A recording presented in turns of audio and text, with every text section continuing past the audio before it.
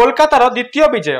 चलित आईपीएल गुरुवार खेल मैच रे कोलकाता नाइट राइडर्स 80 रन बड़ व्यवधान में सनराइजर्स हैदराबाद को परास्त करिछि। यह कोलकातार चतुर्थ मैच रे द्वितीय विजय होता बेले हैदराबाद लगी यह चतुर्थ मैच रे तृतीय पराजय। आमंत्रण पर प्रथम बैटिंग करथिया कोलकाता निर्धारित 20 ओवर 6 विकेट हराई 200 रन करथिला।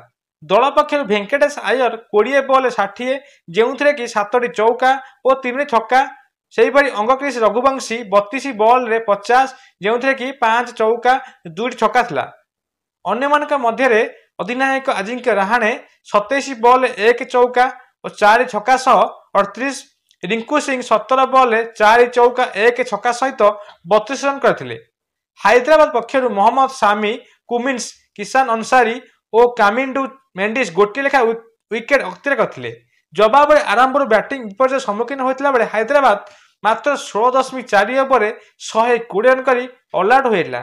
दल पक्षर Heinrich Klaasen 33, Kamindu Mendis 27, Nitish Kumar Reddy 19 run करथिले।